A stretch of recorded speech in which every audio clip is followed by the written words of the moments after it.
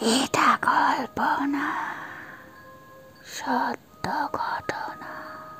প্রিয় দর্শক ও শ্রোতা, আমি Sutapa. Welcome back to my channel Sutapa the story teller. আজ আমি আপনাদের জন্য সাধনপুরের সাধু বাবা গল্পের দ্বিতীয় পর্ব নিয়ে চলে এলাম। আশা করি প্রথম পর্বের মতো আপনাদের এই পর্বটিও পছন্দ হবে। চলুন তাহলে গল্পে চলে যাওয়া যাক। শোভনদের বাড়িতে এলো সাধনপুর গ্রামের কলিমুদ্দিন। কলিমুদ্দিন শোভনদের বসার ঘরে ঢুকতেই ছট করে দাঁড়িয়ে গেল শোভন। তার মুখ থমথমে। ইশারায় কলিমুদ্দিনকে দাঁড়িয়ে থাকতে বলল। শোভনের হুট করে দাঁড়িয়ে যাওয়ায় কলিমুদ্দিন সহ অন্যান্যরাও হকচকিয়ে গেছে একেবারে। ব্যাপার কি? শোভন তার ব্যাগ থেকে একটা পানির বোতল বের করলো। তারপর কলিমুদ্দিন সহ ঘরে উপস্থিত সবার গায়ে বোতল থেকে পানি ছিটিয়ে দিল। কলিমুদ্দিনকে উদ্দেশ্য করে বলল, এটা পবিত্র পানি। তুমি ঘরে ঢোকার সাথে সাথেই বুঝতে পেরেছি তোমার উপর কোনো প্রেত সাধকের আছর রয়েছে। সম্ভবত তোমাদের গ্রামে কোনো প্রেত সাধক এসে আস্তানা গেড়েছে। তোমাদের গ্রামে সমস্ত অঘটনের জন্য দায়ী সেই প্রেতসাধক। প্রেতসাধকের কথা শুনি সবাই ভয় পেয়ে গেল। শোভন জিজ্ঞেস করল, তোমাদের গ্রামে নতুন কোনো লোক সম্প্রতি বসবাস করছে কি? কলিমুদ্দিন বলল, গ্রামে তো নতুন লোক কেউ আসেনি, তবে গ্রামের বাইরের পুকুরে এক সাধু বাবা এসে বাস করছে। বাবা দিন রাত ধ্যান করেন, কারোর সাথে পাচে নেই, কারোর সাথে কথাও বলে না। বাবাকে দিয়ে কারো ক্ষতি হওয়ার তো আশঙ্কা নেই। শোভন বলল, আমি নিশ্চিত এই বাবাই যত অঘটনের মূল। সে একজন প্রেত সাধক। আমি রাতে ব্যাপারটা আরও নিশ্চিত হতে পারবো। তুমি আজ গ্রামে যেও না। তোমার শরীরে পবিত্র পানির স্পর্শ আছে। তুমি গ্রামে গেলেই প্রেত সাধকটি তার টের পেয়ে যাবে। প্রেত সাধক বিষয়টি গ্রামের লোকদের জন্য নতুন বিষয়। তারা জানে না প্রেত সাধক কী, তারা কী জন্য প্রেত সাধনা করে, তারা মানুষের ক্ষতি কেন করে। গ্রামের লোকজন এ বিষয়ে জানার জন্য কৌতূহল প্রকাশ করল শোভনের কাছে।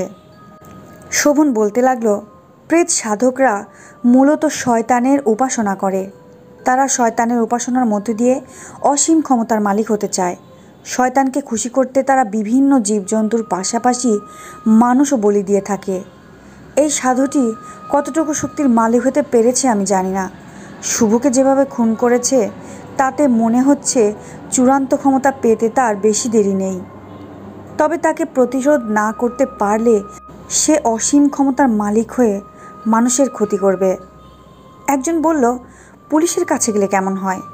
শোভন বলল, পুলিশ না, সেনাবাহিনী আসলেও প্রেত সাধকটিকে ঠেকানো সম্ভব হবে না।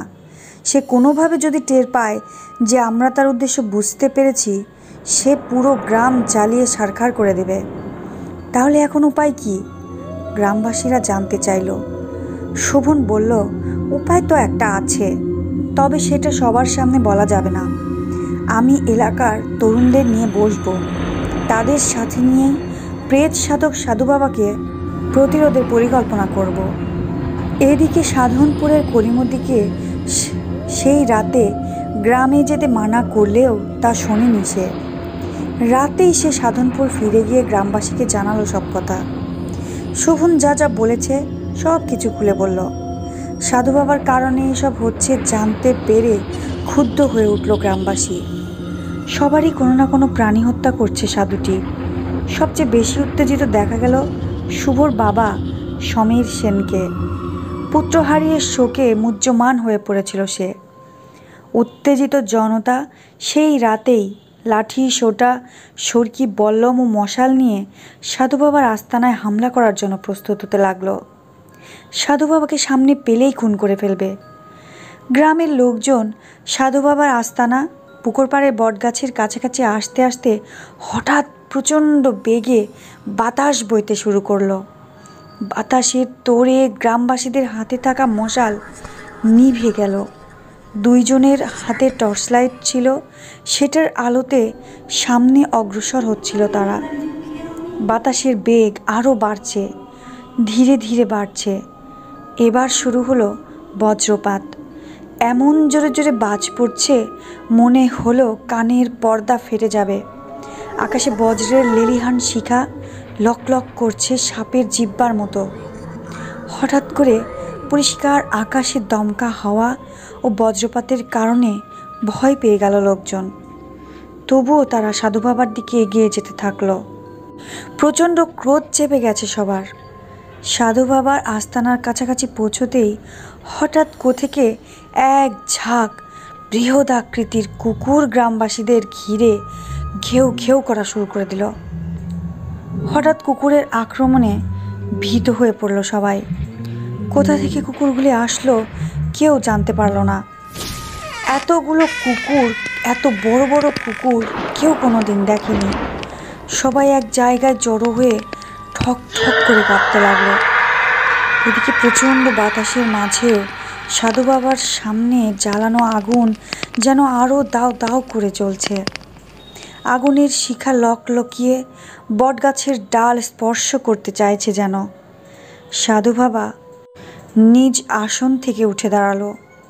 তারপর সমাগত জনতার দিকে ফিরে আকাশ বাতাস কাঁপিয়ে ভয়ানক সুরে হা হা হা করে হাসতে লাগলো সে। তার হাসির দমকে বাতাসের গতিবেগ যেন আরও বেড়ে উঠেছে। তার সাথে পাল্লা দিয়ে বাড়ছে বজ্রপাতের উজ্জ্বলতা আর শব্দ। মনে হলো দুনিয়ার বুকে যেন কিয়ামত নেমে এসেছে। সাধু বাবা চিৎকার করে বলতে লাগলো, তোরা আমাকে মারতে এসেছিস? আমি প্রেত সাধনার সর্বোচ্চ শিখরে উঠতে যাচ্ছি। আমি এখন ম্যাগাস স্তরে আছি। আগামীকাল অমাবস্যার রাতে আমি শয়তানের প্রিয় পাত্র হয়ে উঠে যাব, একেবারে ইফসিসি মাস স্তরে। দুনিয়ার কোনো শক্তিই তখন আমাকে ঠেকাতে পারবে না। আর যে পুচকে ছোকরা আমাকে ঠেকানোর পরিকল্পনা করছে তার শক্তি কতটুকু আমি জানি। সে একজন সাধারণ ম্যাজিস্টার টেম্পলি। তার সাধ্য নেই আমাকে রুখে দাঁড়াতে। আমি তাকে ধ্বংস করে দেব। তারপর তোদের এই গ্রাম জ্বালিয়ে পুড়িয়ে খাক করে দেব। তোদের আজ শেষবারের মতো ছেড়ে দিচ্ছি। এটাই তোদের শেষ দিন। যা, মৃত্যুর জন্য প্রস্তুত হ। এই বলে হা হা করে হাসতে লাগলো সাধুরূপী প্রেত সাধক। সাধুর কথার মাথামুন্ডু বুঝতে পারল না কেউ। তবে সবাই এটা বুঝল তাদের উপর মারাত্মক কোনো বিপদ ঘনিয়ে আসছে। সাধু আবার ধ্যানে বসে গেল। কুকুরগুলি সাধুর চারপাশে গিয়ে দাঁড়ালো। বাতাসের গতিবেগ আরও বাড়ছে। বড় বড় গাছের ডালপালা মটমট করে ভাঙতে লাগলো। সুপারি গাছগুলো নুয়ে পড়ে মাটির সাথে লেগে যাচ্ছে একেবারে। কয়েকটা গাছ একেবারে গোড়া থেকে শিকড় শুদ্ধ উপড়ে এলো। এমন ভয়ঙ্কর বজ্রপাতার তুফান এই এলাকার লোকজন জীবনেও দেখেনি। অবস্থা বেগতিক দেখে লোকজন বাড়ির পথ ধরল। সবাই যার যার খোদাকেই রাখছে। বাড়ি ফিরে গ্রামের পুরুষেরা শোভনের বাড়িতে যাওয়ার সিদ্ধান্ত নিল। শোভনের কথা না শুনেই তাদের এই অবস্থা হয়েছে। এখন শোভনই পারে তাদের এই বিপদ থেকে উদ্ধার করতে। সাধনপুরে প্রচণ্ড বেগে বাতাস ও বজ্রপাত হলেও শোভনদের সরল গ্রামে তার কিছুই হচ্ছে না। তবে তারা দেখতে পাচ্ছে বাতাসের কি তাণ্ডব। শোভন বুঝতে পারল সাধু বাবা এসব ঘটাচ্ছে। শোভনদের বসার ঘরে অনেক লোকজন। তারা ভাবছে কি থেকে কি হয়ে গেল। কলিমুদ্দিকে নিষেধ করার পরও সে শোভনের কথা শোনেনি। গ্রামবাসীরা নিজেদের মধ্যে এই নিয়ে আলাপ করছে। শোভনও ভাবছে কিভাবে এই প্রেত সাধককে ঠেকানো যায়। এই সময় সাধনপুরের লোকজন প্রবেশ করলো সেখানে। সবার ভয়ার্থ চেহারা। কয়েকজন তো থরথর করে কাঁপছে এখনো। কারো মুখে কোনো কথা নেই। ভয়ে আতঙ্কে সবাই বাকরুদ্ধ।